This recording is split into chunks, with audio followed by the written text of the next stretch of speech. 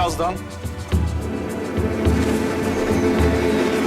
Periode kemunduran dan kehancuran dinasti Saljuk.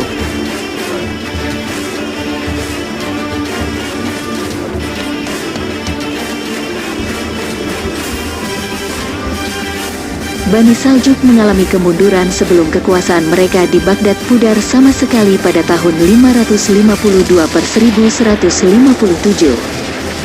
Setelah kematian Maliksyah, sejumlah perang sipil antara putra-putrinya, ditambah lagi dengan berbagai kerusuhan di berbagai wilayah telah melemahkan otoritas Saljuk dan mengakibatkan hancurnya pemerintahan. Setelah Sultan Maliksyah dan Perdana Menteri Nizam al-Mulk wafat, Seljuk besar mulai mengalami masa kemunduran di bidang politik. Perebutan kekuasaan di antara anggota keluarga timbul. Setiap provinsi berusaha melepaskan diri dari pusat pemerintahan. Konflik-konflik antar anggota keluarga melemahkan dinasti Seljuk itu sendiri, seperti Syahat Hawaris Masehi Gus dan Al-Guriyah. Pada sisi lain, sedikit demi sedikit kekuasaan politik khalifah juga kembali, terutama untuk negeri Irak.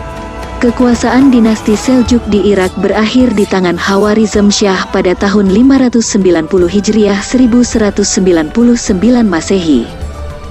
Negara-negara yang terpisah itu mencapai kemerdekaan yang sesungguhnya di berbagai wilayah kekaisaran yang sangat luas, sementara penguasa utamanya, dinasti Saljuk Agung dari Persia, mempertahankan kekuasaan formalnya sampai tahun 1175.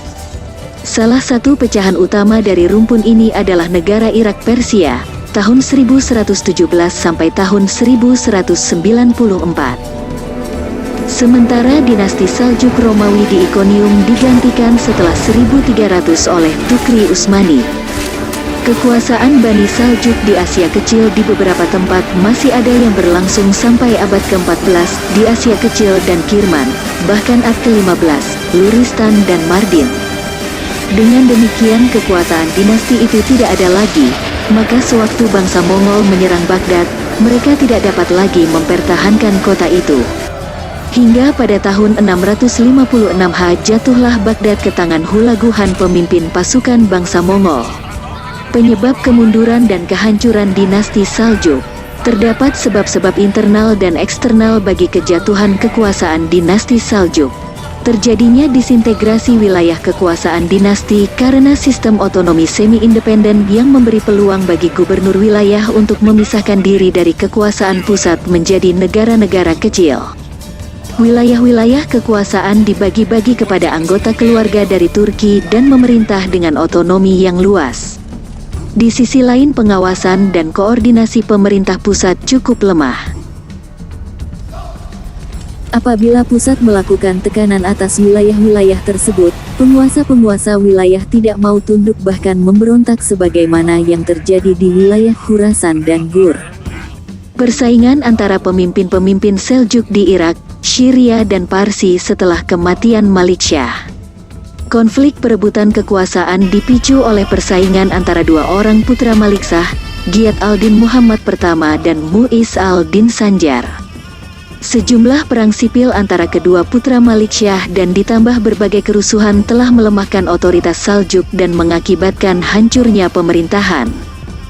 Tidaknya sosok pemimpin yang kuat dan memiliki kapasitas kepemimpinan seperti ketiga sultan sebelumnya dan tidak adanya wazir ahli tata negara yang cerdas dan handal yang setara dengan Nizam al-Mulk. Menurut Hiti, Imperium Saljuk yang dibangun atas dasar kesukuan oleh sekelompok orang yang bentuk organisasinya bersandar pada kebiasaan mengembara, hanya bisa disatukan oleh pribadi yang memiliki pengaruh dominan. Intervensi dan perebutan dominasi pengaruh para Atabek, Panglima, Wali Asuh para pangeran dan putra mahkota Saljuk. Pengaruh mereka yang semakin besar dalam percaturan politik pemerintahan menyebabkan semakin melemahnya otoritas dan pengaruh sultan. Terlaksananya sistem Iqta. Menurut sistem ini, para panglima tentara diberikan tanah-tanah di wilayah yang dikuasai mereka. Akhirnya lahirlah golongan Iqta, golongan feodal dan tuan tanah Hijriyah. Golongan ini memeras kaum tani dengan mengenakan cukai pertanian untuk mendapatkan hasil yang banyak dan mengupah buruh tani dengan upah yang sangat rendah. Hal ini menyebabkan rasa tidak puas dan sakit hati yang menyebar luas di kalangan kaum Tani dan memicu terjadinya pemberontakan. Penentangan kaum Syiah Ismailiyah yang digelar Al-Hashashun, Assassins pimpinan Al-Hasan bin Al-Sabah. Gerakan Batiniyah ini merekrut pengikutnya dan melatih menjadi tentara pemberontak. Pada tahun 483 Hijriah 1092 Masehi Al-Hasan dan tentaranya berhasil menguasai benteng pertahanan Saljuk di kawasan pegunungan di dekat Laut Kaspia. Bahkan, pada tahun 485 Hijriah 1092 komplotan mereka membunuh Nizam Al-Mulk. Ancaman dan serangan dari tentara Bizantium yang beragama Kristen. Adanya ancaman dari luar ini telah memaksa pemerintah kerajaan untuk meningkatkan anggaran belanja negara di bidang militer. Peralatan senjata, tentara dan biaya ekspedisi perang telah menyedot anggaran yang besar sehingga mengurangi anggaran di bidang pembangunan sektor lain.